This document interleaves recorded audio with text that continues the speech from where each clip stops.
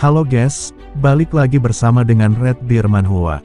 Kali ini Mimin akan membawakan komik yang menceritakan tentang perjuangan seorang anak laki-laki yang lemah dan bodoh, yang berubah menjadi pendekar pedang yang tak terkalahkan.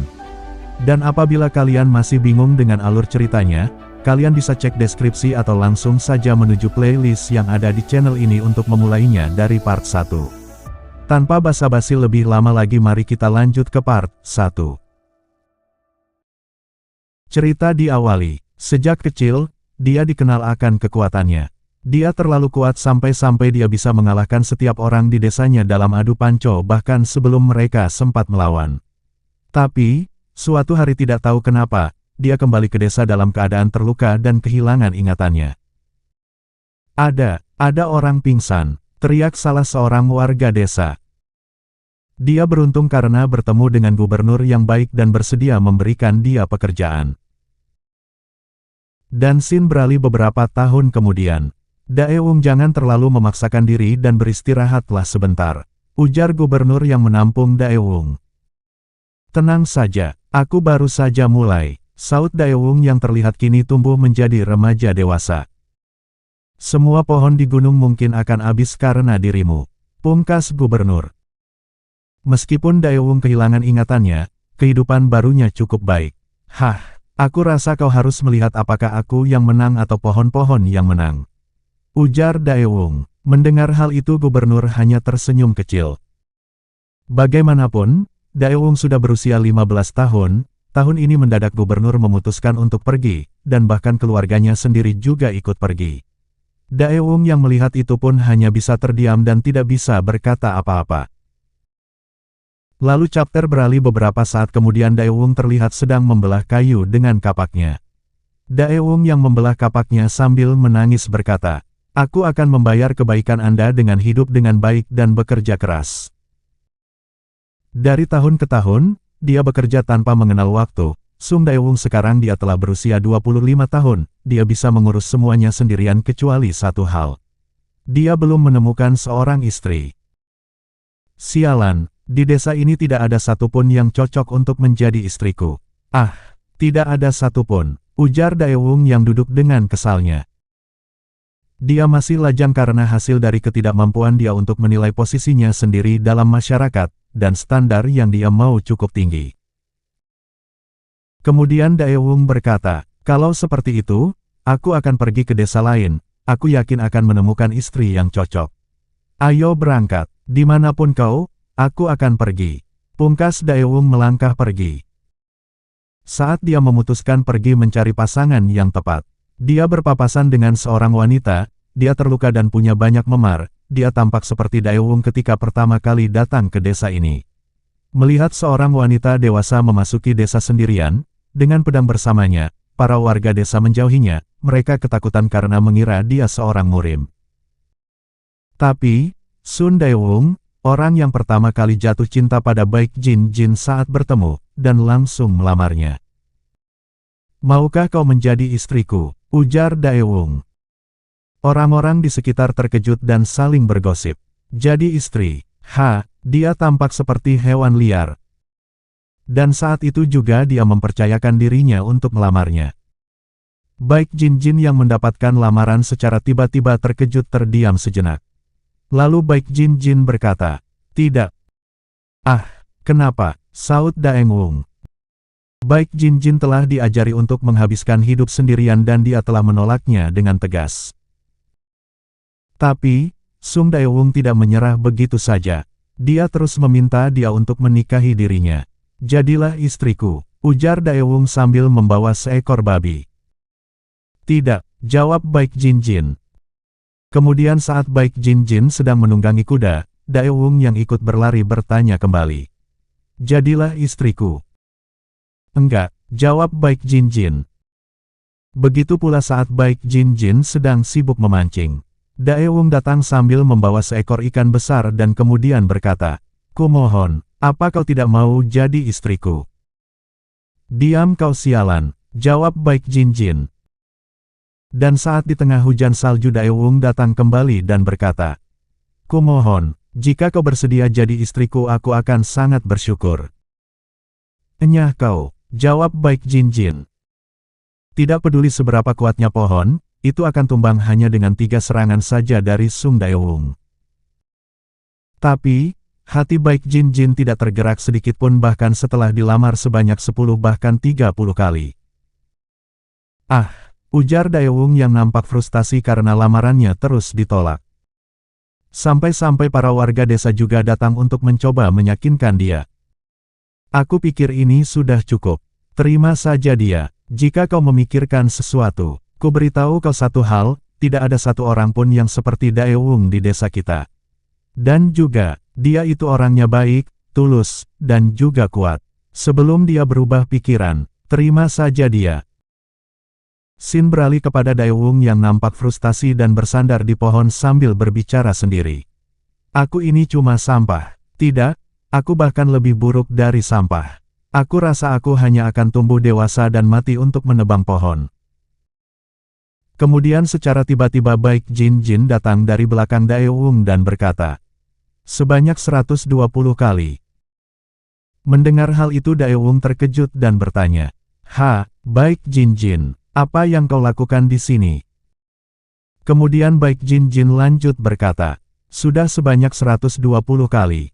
Jika kau melamarku sekali lagi maka jawabanku, ya, tidak ada orang yang bersedia melakukan hal seperti ini. Jika seseorang melamar dirimu sebanyak 120 kali, maka harus menerimanya. Itulah yang aku pikirkan. Daewung yang terkejut mendengar hal itu terdiam tak bisa berkata-kata. Melihat hal itu Baik Jin Jin berkata, apa yang kau lakukan sekarang? Ujar Daewung yang sedikit menangis harus. Lalu Daewung berlari ke arah Baik Jin Jin dan berkata, maukah kau jadi istriku? Baiklah, biarkan saja itu terjadi, jawab Baik Jin Jin.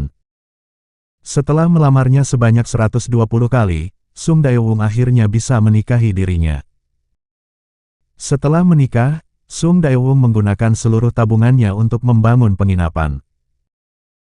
Waktu berlalu, dan sebuah hati dari mereka telah lahir. Sung Woo-mun telah lahir. Sung Daewung dan Baik Jin Jin sangat gembira atas kelahirannya. Kecuali, yaitu Baik Jin Jin tubuhnya melemah, dia sangat lemah setelah melahirkan.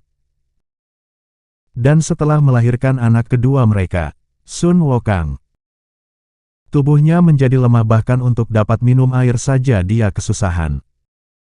Daewung menghabiskan seluruh uang dari hasil penginapan miliknya untuk pengobatan sang istri. Aku minta maaf, karena tubuh lemah ini, ujar Baik Jin Jin. Kemudian Daewung berkata, tenanglah, seorang pria sejati tidak akan peduli dengan seberapa banyak pengeluaran untuk pengobatan sang istri. Jangan khawatirkan apapun. Cukup fokus saja pada kesehatanmu. Paham? Terima kasih, saut Baik Jin Jin yang menangis terharu. Sementara Baik Jin Jin berjuang melawan penyakitnya, kedua anak mereka tumbuh dengan cepat. Anak pertamanya, Sung Woo-mun sangat mirip dengan ibunya, tubuhnya yang bagus dan dia juga pandai. Yah, ujar Sung Woo-mun yang berhasil memanjat pohon. Hei, aku peringati kau itu bahaya. Cepatlah turun, pungkas Daewung.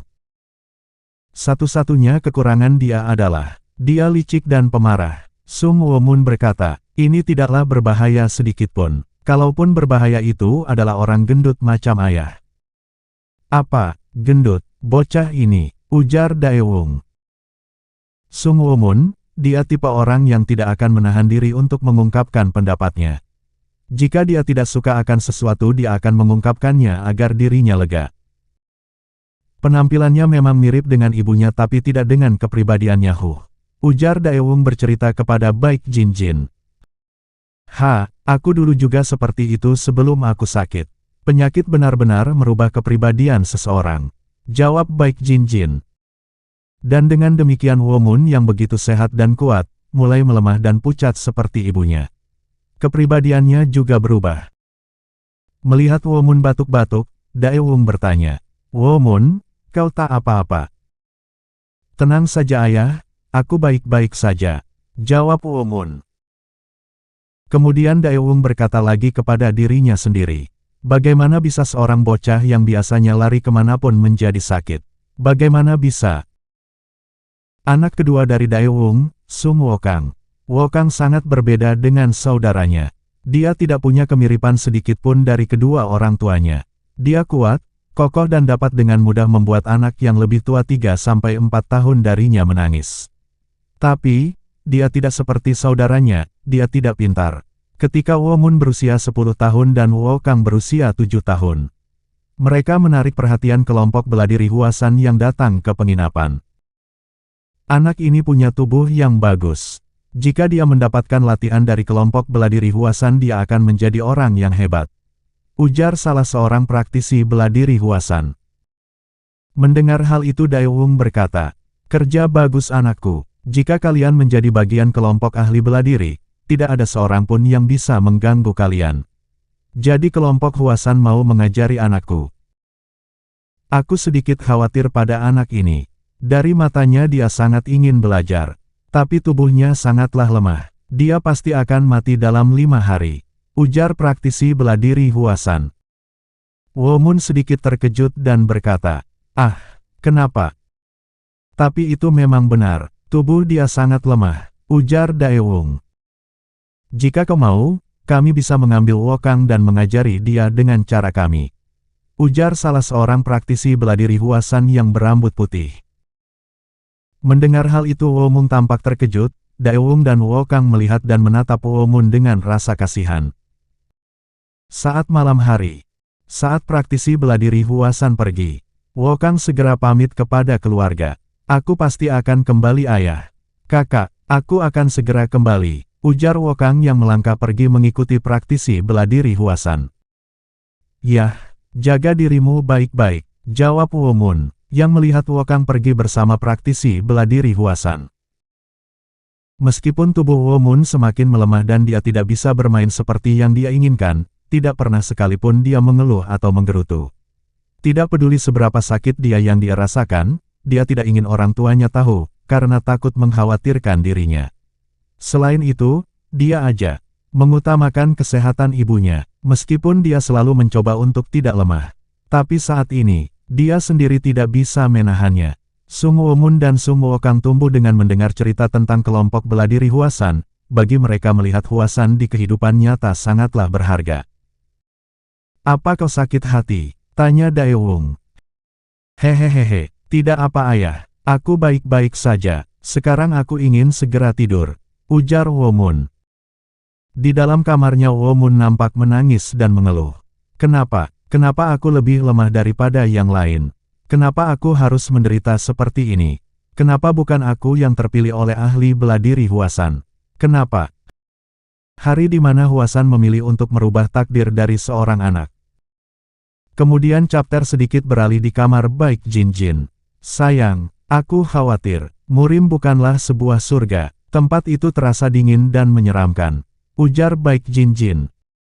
"Lupakan itu sekarang. Womun sungguh ingin pergi ke sana, tidak ada yang bisa kita lakukan," saut Daewoo.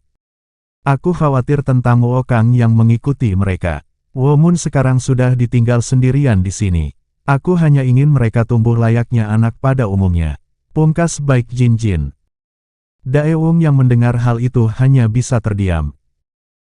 Kemudian setelah beberapa saat Daewoo beranjak berdiri dan berkata, "Ngomong-ngomong aku akan membuat makanan untuk Womun. Beristirahatlah." Lalu saat Daewoo melangkah pergi ke dapur sambil memikirkan apa yang dikatakan Baik Jin Jin, Daewoo terkena dengan sinar terang dari luar penginapan. "Apa, di tengah malam seperti ini kenapa cahayanya bersinar dengan terang?" ujarnya kemudian melangkah keluar rumah untuk melihatnya. Saat Daewoo membuka pintu dia dikejutkan akan sesuatu. Sampai berteriak, "Ah!" Teriakan Daewoo terdengar oleh Womun yang sedang menangis.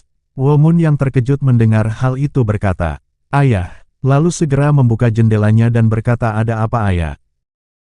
Yang belum selesai berkata MC kita dikejutkan kembali dengan seseorang yang melayang di depan penginapan. Hari di mana takdir dua anak berubah. Yang satu karena kelompok Huasan, dan yang satunya seseorang datang dan merubah takdir Womun MC kita. "Ho ho ho ho," ujar petapa itu sambil terbang. Apa? Saut Womun yang terkejut tidak percaya dengan apa yang dilihatnya. Kemudian pertapa itu turun. Wow, ujar Daewung.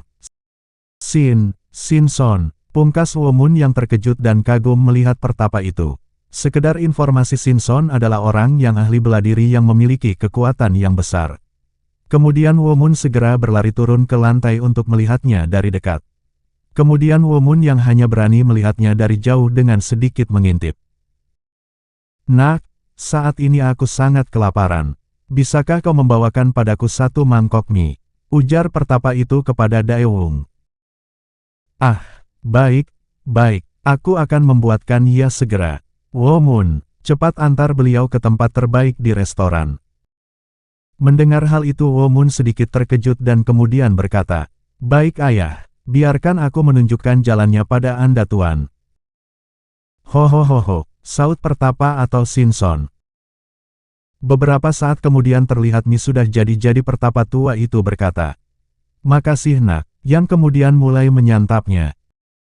Sama-sama, ucap Womun yang agak gagap karena begitu mengagumi. MC kita Womun memandangi pertapa itu dan berpikir dalam hatinya. Aku kira seorang Great Sage tidak butuh makan. Kemudian chapter beralih sedikit ketika pertapa tua itu selesai makan dan kemudian bertanya. Jadi berapa total tagihannya? Ah, Anda tidak perlu membayarnya. Suatu kehormatan bisa membuatkan makanan untuk Anda. Saya tidak menerima uang sepeser pun dari Anda. Kumohon, berhati-hatilah saat di jalan nanti. Jawab Daewung. Ah, meskipun aku miskin, aku tidak bisa pergi begitu saja. Maukah kau menyiapkan kertas dan kuas untukku? Ujar pertapa tua. Apa? Saut Daewung yang sedikit terkejut dan berpikir dalam hatinya. Apa dia datang padaku untuk memberi nasib baik? Kemudian lanjut berkata, baiklah tunggu sebentar. Ujarnya yang berlari mencari kertas dan kuas yang berpikir kembali dalam hatinya. Istriku, aku harus meminta dia menulis sesuatu untuk kesehatan istriku. Dan untuk kesehatan kita juga. MC kita yang terus melihat pertapa tua terdiam tanpa bisa berkata-kata. Pertapa tua yang melihat hal itu pun bertanya, apa aku membuatmu tertarik? Maafkan aku, ujar MC kita yang terkejut. Kemudian pertapa tua lanjut berkata, aku mengerti jadi kau benar-benar ingin belajar ilmu bela diri, bahkan kau sampai meratapi hal itu karena tidak ada yang mau mengajarimu. Apa? Bagaimana Anda bisa? Saut MC kita yang terkejut. Hahaha, ujar pertapa tua. Beberapa saat kemudian Daewung datang dengan membawa kuas dan kertas.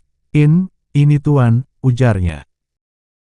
Terima kasih, aku ingin melukis sebuah pemandangan yang bagus dengan kemampuan yang aku miliki untuk tidak membiarkan diriku membayar tadi. Ujar pertapa tua. Maaf sebelumnya, tapi sebuah lukisan. Saut Daewung yang tidak begitu mengerti. Kemudian pertapa tua itu dengan cepat membuka kertas dan mulai melukis. Melihat hal itu MC kita sedikit terkejut dan berpikir dalam hatinya. Aku belum pernah melihat seseorang melukis secara langsung seperti itu. Apa itu merupakan salah satu kekuatan Sage? Wow, ujar Daewung yang juga begitu kagum dengan keahlian pertapa tua. Hingga beberapa saat kemudian, oke, lukisannya sudah jadi, ujar pertapa tua itu. Kemudian lanjut berkata, lukisanku ini merupakan representasi dari rasa terima kasih yang aku rasakan padamu. Aku harap kau mau menerima ini. Aku harus segera pergi sekarang. Ujarnya melangkah pergi. Terima kasih banyak, saut Daewung yang terkagum dengan lukisannya tanpa memedulikan pertapa tua itu melangkah pergi. Kemudian Dae teringat akan sesuatu dan kemudian berkata, tunggu, apa Anda bisa menyebutkan nama Anda? Hahaha, memangnya apa yang akan kau lakukan? Ingat saja aku sebagai seorang Master Celestial Thread. Ujar pertapa tua itu yang melangkah pergi. Master Celestial Thread. Ujar Daewung yang bengong mendengar hal itu. Sedangkan MC kita terus memandangi lukisan. Namun tiba-tiba MC kita mendengar suara orang yang berkata, pencerahan agama dan tugas yang tepat tidak dapat membuktikan manfaat atau membahayakan bagi siapapun, tetapi juga dapat membuktikan manfaat dan bahaya bagi setiap orang. Bahkan jika seseorang adalah omniscient, dia tidak bisa disebut tercerahkan. Dan bahkan jika seseorang tercerahkan, mereka bukanlah omniscient.